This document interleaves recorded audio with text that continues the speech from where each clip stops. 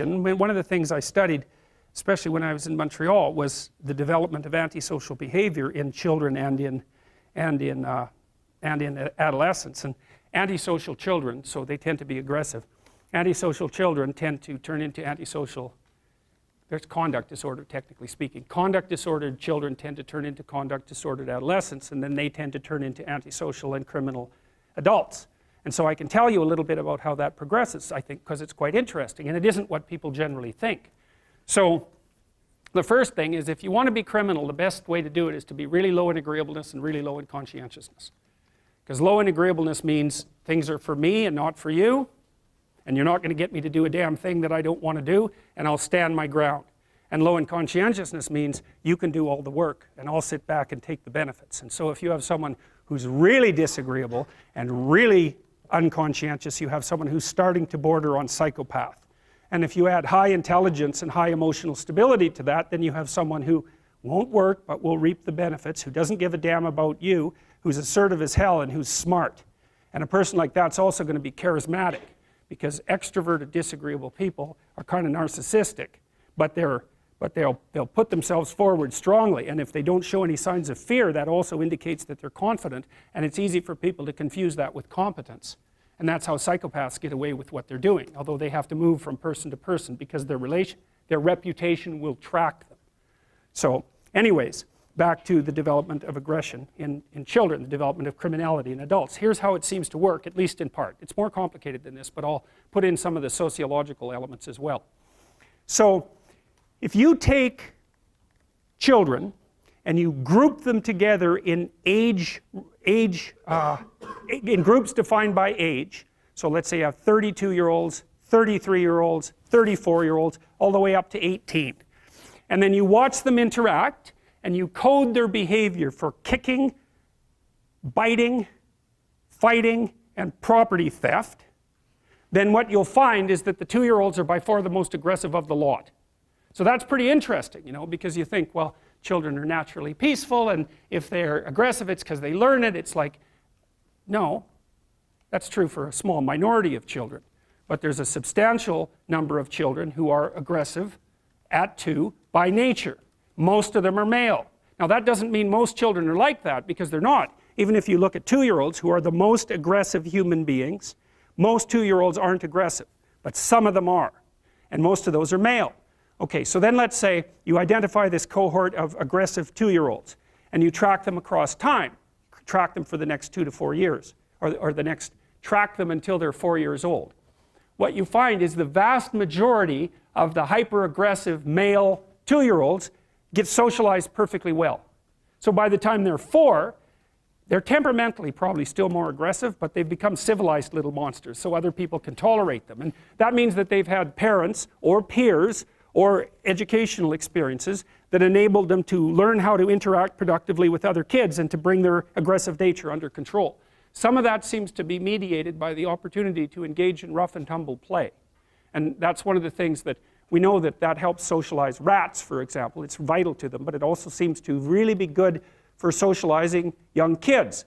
And rough and tumble play, which is something that adult males particularly like to do with young kids, by the way, not before 9 months because they're just too little, but once they become ambulatory and, you know, kind of puppy-like so that they're a little bit more robust, then you can play a lot with them, and you can play with them right at the edge of danger too, which kids they absolutely go nuts for that. They love that. So when I had little kids, I made this kind of wrestling ring out of these 2 couches that we had that would hook together, and I'd bring them on there and, you know, toss them up in the air and catch them, you know, 8, 10 feet, no,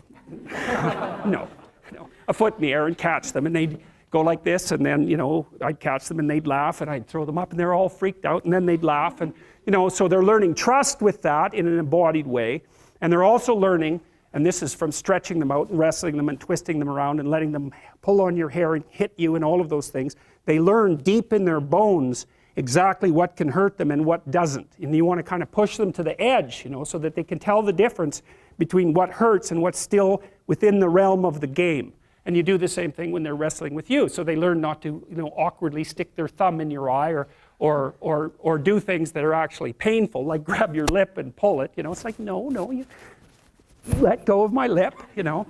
And so that seems to help regulate the aggressive impulses and help the child find a more appropriate embodiment. You could think that what you're doing in some sense when you're rough and tumble playing with kids is teaching them how to dance, because that is what you're doing. You know, you're making them comfortable in their bodies in all of its extension, and building in that kind of body fluency that you see in people who are well situated inside themselves. And so that's something to really think about, you know, and it's appalling. We know that the ability to engage in rough and tumble play among rats inhibits aggression, impulsive aggression among rats. We also know that if you deprive rats of the ability of the opportunity to engage in rough and tumble play, they show prefrontal cortical developmental deficits and manifest behaviors that are akin to attention deficit disorder, which you can then treat with Ritalin. And so one of the things that's happening with boys, because they're way more dosed with attention deficit disorder medication than girls, is that their natural proclivity to engage in robust and troublesome active play isn't appropriate for a school environment where you're just supposed to sit down and shut up, and so the kids get hyperactive.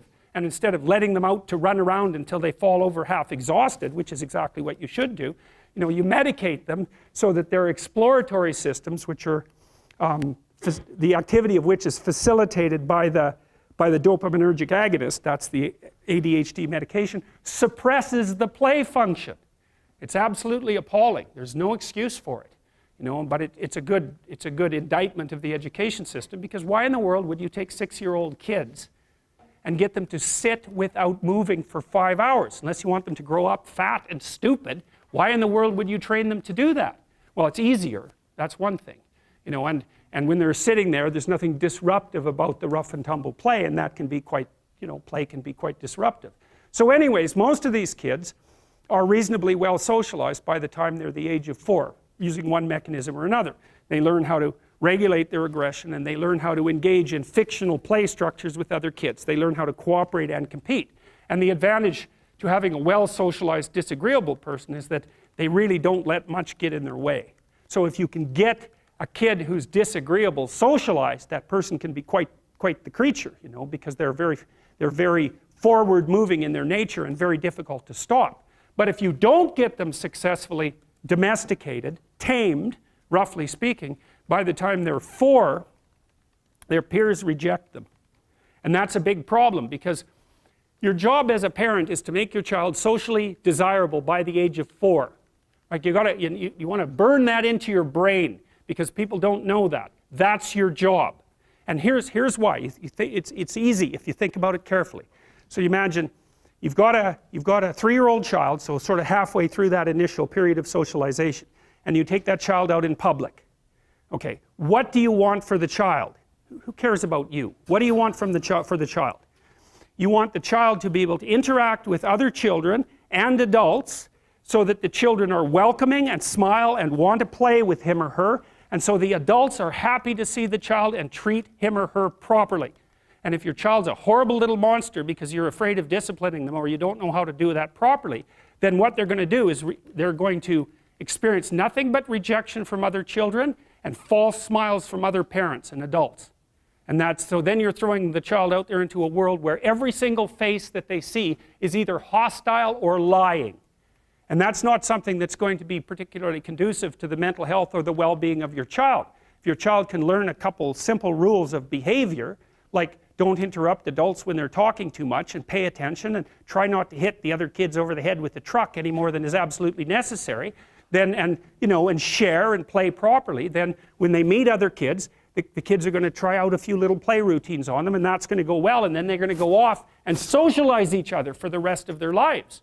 Because that's what happens, is that from 4 years old onwards, the primary socialization with children takes place among other children. And so if the kids don't get in on that early, they don't move into that developmental spiral upwards, and they're left behind. And you can imagine how terrible that is, because a 4-year-old will not play with another 4-year-old who's 2. But a 5-year-old certainly will not play with a 5-year-old who's 2, right? Because the gap is just starting to get unbelievably large. And so the kids start out behind, and then the peers leave them behind, and then those kids are alienated and outside the peer group for the rest of their life. Well, those are the ones that grow up to be long-term antisocial, right? They're already aggressive. It doesn't dip down. Now what happens to normal boys, roughly speaking? Imagine the aggressive 2-year-old types. They get socialized, so their level of aggression goes down, and then they hit puberty and testosterone kicks in, and bang, levels of aggression go back up. And so that's why males are criminals between the ages roughly of 16 and about 25. So, and it matches the creativity curve, by the way. It's so cool. If you look at the spike of creativity among men, 16 to 25, then it starts to go down. Criminality matches that absolutely perfectly. So that's quite cool. So, and so the testosterone levels raise the average level of aggression among men. It's more dominance than aggression, actually, and testosterone is by no means all bad. And then it starts to decrease at about age 25 or 26, which is usually when men stop staying up late at night, stop drinking as much, develop a full-time career, and take on the burdens and responsibilities and opportunities that are associated with a long-term partner and family. And so, well, so that's the development of what I would call predatory aggression, because I also think that the agreeableness distribution is probably something like predatory aggression versus maternal sympathy. It's something like that. So if you look at other mammals that are predators, because we're predators as well as prey animals, if you look at other animals like bears, the male bear has absolutely nothing to do with the raising of the infants. In fact, the female bears will keep the male the hell away because he's likely to kill the infants and maybe even to eat them. So there's no maternality at all in solitary male mammalian predators. Now it depends on how social they are, but roughly speaking that's the situation. Whereas with human beings, males are quite maternal. So, but anyways, I think the extreme of agreeableness on the low end, so disagreeableness, is predation. And the extreme on the upper end is maternal caring. And so, and those two things compete, right? Obviously, it's very difficult to be both of those at the same time. And so men, of course, in the wild, so to speak, are very, very few women hunt in modern societies or in archaic societies. And you can also understand why that is, because hunting actually requires hurting something, killing it. And it's usually something that's not very impressed about being hurt or killed, and that will emit a lot of distress while it's happening. And so for anybody who's compassionate, who's got compassion as, you know, one of the fundamental elements of their temperament, that's something they're just not going to be able to tolerate at all. So there's, you know, in the evolutionary landscape, because that's really what we're talking about, there's tension behind the development of different modes of being in the world. And if you're good at one thing, that sometimes means that you can't be good at the other thing at the same time. So I was going to have a guest speaker for you last week, but the person I had invited in had some familial trouble, so that didn't work out. But she's a graduate student of mine, and one of the things that we've been working on in my lab, generally speaking, is the delineation of the relationship between personality traits and political belief. And so I've told you a little bit about the things that distinguish liberals from conservatives, right? The conservatives are high in conscientiousness, especially orderliness, and low in trait openness. And so that means a conservative is someone who puts things in boxes, puts the boxes in order, and doesn't like them to be messed up, right? So they like the borders between things to remain determinate and what would you say? And inviolable. And I think that's true at every level, from the conceptual all the way up to the political. I think the fundamental political question, and I think this is why the temperaments align across these political dimensions, is whether the borders between things should be open or closed. You see this reflected worldwide right now in the arguments about immigration, right? Because the liberal types are saying, open the gates, and the conservatives are saying, wait, you don't know what you're inviting in. And you might say, well, who's right? And the answer is, you don't know. That's the thing. Because sometimes the right answer is, open the gates. These are interesting people. We could trade with them. We could learn from each other. And sometimes the answer is, don't bother. What's going to come in is going to wipe you out and kill you. And really do it. I mean, so here's an example. This is why I think orderliness is associated with disgust sensitivity. And it's one of the determining factors of conservative political belief. What happened when the Europeans came to North America? What happened when the Spaniards came to North America? 95% of the Native Americans died. Why? Because the Spaniards brought illness, smallpox, measles, chickenpox, all these things that the Native Americans had absolutely no resistance to. There were hardly any diseases at all in North and South America. The Spaniards showed up, within 50 to 100 years, 19 out of 20 of the Native Americans were dead. You never know what people are bringing with them. And so what that means is that how should you respond to people who are outside of your circle of familiarity? Well, the answer is, 1, they might kill you in all sorts of ways. 2, they might bring with them things to trade that are of inestimable value. So you're stuck. It's like, how the hell are you going to reconcile that problem? And the answer is, well, we reconcile it temperamentally, roughly speaking. So half the people are temperamentally wired up to say, no, no, no, let's keep the damn boxes closed. It took a long time to pack everything in there and to get it into order. And the liberals say, well, wait a minute, you don't know if you've got things in the right boxes to begin with. The things that you're keeping in there are getting stale and old, and maybe we need some new ideas and new people to rejuvenate the situation. It's like, that's political discussion. And the political discussion has to proceed because there's no way of solving that problem except by discussing it. So, well, how does that relate to agreeableness? We also looked at political correctness. And so here's an interesting thing. Purely from a scientific perspective, you might ask yourself, if you talk about political correctness, one of the things that the people who tend to be labeled as politically correct say is there's no such thing as political correctness. It's just a pejorative label that people who are opposed to those views impose on a set of beliefs to demonize it. Perfectly reasonable objection. And you never know, it might be true. But the thing is, psychometrically, you can solve that problem, and you solve it the same way that you solve the problem of what constitutes human personality. So this is the way we tried to solve it. And you can think about it methodologically, because that's how you should think about it. The first thing we did was collect a very large number of statements from press accounts that seem to indicate what people generally refer to as political correctness. So we had a small team of people combing media reports to come out with opinions or attitudes that looked like they were characteristic of the differentiation between politically correct people and people who aren't politically correct. So we got about 400 statements like that. And what you want to do is, you imagine that there's a core set of beliefs and statements that people are defining in a particular way. And you're trying to get a handle on what that is, and even if it exists. What you do is oversample it. If you can find questions that might even tangentially be related to the phenomena in question, you include those, because the statistics will take care of the excess. Okay, so then what you do is you take your 400 items, roughly speaking, and you get people to register the degree to which they agree or disagree with them. Get 1,000 people to do that. And then you subject that to a factor analysis. And what the factor analysis does is tell you how those questions clump. Now, they might not clump. So, for example, you could do a factor analysis of a set of questions, and you could find that there are 200 factors. Let's say you have 400 items. There's 200 factors, and none of them, there's no big set of questions that are clumping together. And you say, well, there's no evidence here that there is a single underlying phenomena that unifies those questions that you could reasonably characterize with a name. Well, that isn't what we found. We found that there were 2 dimensions of political correctness.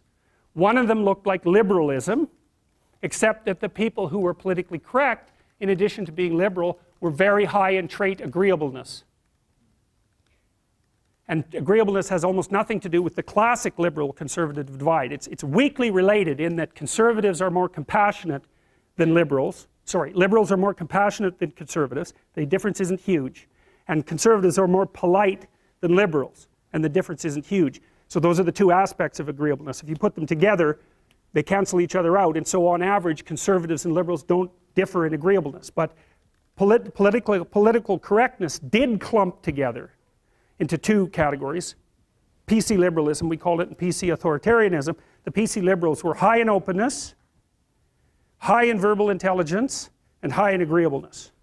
And the second group was PC authoritarians, and they were also high in agreeableness, but they were high in orderliness, and the correlation with that was negative in relationship to verbal intelligence. So we found that there were 2 categories of political correctness, that it does in fact exist, but that it's a very unstable construct, because factor 1, which was PC liberalism, and factor 2, which was PC authoritarianism, were only correlated at 0.1. And so what it indicates, and this is our prediction, roughly speaking, from the lab, is to the degree that there's unity, so to speak, on the politically correct left, it'll fragment into 2 groups. One will be the PC liberals, and the other will be the PC authoritarians, because although they're united by their tendency to agreeableness, they're not united by other temperamental traits nor in their core beliefs. It's the PC authoritarian types, for example, who are very obsessed with language control. So, and it's funny that it's agreeableness. I've really been thinking about that, and again, this is a hypothesis in development, but I think what's happening is that, your temperamental proclivity allows you to lay out a kind of radical simplification on the world. That's part of the advantage of having a temperament. So if you're a conscientious person, the world is a place to go out there and work. If you're an open person, the world is a place to go out there and discover new ideas and do artistic things. And if you're an agreeable person, the world's a place to go out there and establish intimate relationships. And so they're simplifying perspectives and simplifying personalities. They're the manner in which you're adapted to a particular niche. I think what you see in agreeableness in relationship to political belief is a proclivity for people to divide the world into defenseless infants and predatory oppressors, and that's blasted forward onto the political landscape, and things are conceptualized along that temperamental variable. So anyways, that's where we're at with regards to the analysis of political belief. Well, we've got 3 minutes left, and I'm wondering if anybody has a particularly intelligent question, or failing that, any question at all. Because I told you a lot of things that are, I would say, contentious, but I also think they're very much worth knowing.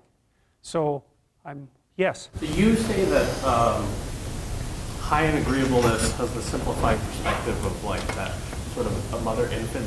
Yeah, that's what it looks like to me. Yeah, yeah. Projected onto the world, period. Yeah. Yeah. So what would you say is the best way to go about, like, knowing that we have these simplified ways of looking at the world, what then? It's really useful to investigate the viewpoints of people who have opposing views to yours. Because they'll tell you things, not only will they tell you things you don't know, they'll also tell you how to see the world in ways that you don't see it.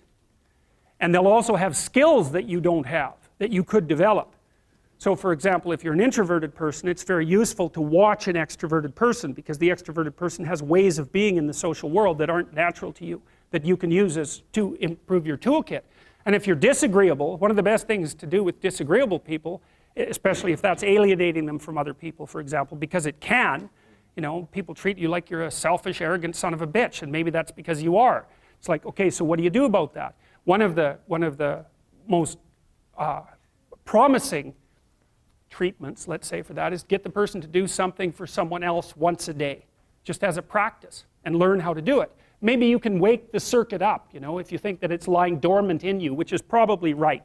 I think we have a very wide range of propensities within us. Some are switched on, genetic propensities. Some are switched on, but I think that if you put yourself in the right situation or walk yourself through the right exercises, you can switch some of these other things on as well. But it takes work and dedication and discipline to do it. Proactively confront the things which are not a part of our personality? Yes. Yes. Well, I would say, generally speaking, if you want to adapt yourself properly to life, you should find a niche in the environment that corresponds with your temperament. Right? You shouldn't work at cross purposes to your temperament, because it's just too damn difficult. But having done that, then you should work on developing the skills and viewpoints that exist in the space opposite to your personality, because that's where you're fundamentally underdeveloped. And that way I think you can extend out your temperamental capability across a wider range. And to me that's roughly equivalent as bringing a richer toolkit to each situation.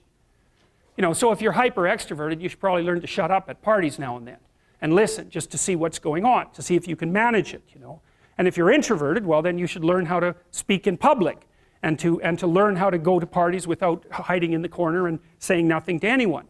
And if you're agreeable, then you need to learn how to be disagreeable so people can't push you around. And if you're disagreeable, you need to learn how to be agreeable so that you're not an evil son of a bitch, So, and the same thing applies even in the conscientious domain. It's like if you're too conscientious, you need to learn to relax and let go a little bit. And if you're unconscientious, it's time like, get out the Google Calendar, man, and start scheduling your day, right? And beat yourself on the back of the head with a stick until you're disciplined enough so that you can actually stick to something for some length of time and not living in absolute squalor, which is something that would characterize someone who's very disorderly, for example, because they don't notice It doesn't bother them, disorder. It's like, maybe they can see it, but it doesn't have any emotional valence, and so it doesn't have any motivational significance. You know, so the other thing you might want to think about too, if you're choosing a partner, is try not to choose someone who's too distant from you on the temperamental variables, because you're going to have a hard time bridging the gap. You know, it's hard for an introverted person and an extroverted person to coexist. And it's really hard for an orderly person and a disorderly person to coexist, because they will drive each other nuts. Why don't you pick up? Why are you so obsessed by it? That's the basic argument, you know. So it's useful to know about your temperament so that you can negotiate the space with your partner as well. And I don't think you should try to find someone who's exactly the same as you, because then you don't have the benefits of the alternative viewpoint. But you got to watch it, because you may hit irreconcilable differences of various sorts. And I've seen that most particularly among couples who are high and low in openness. That's a rough one. And also high and low in conscientiousness. That's another rough one, because they just cannot see how the other person sees the world at all. Okay, we'll see you on Tuesday.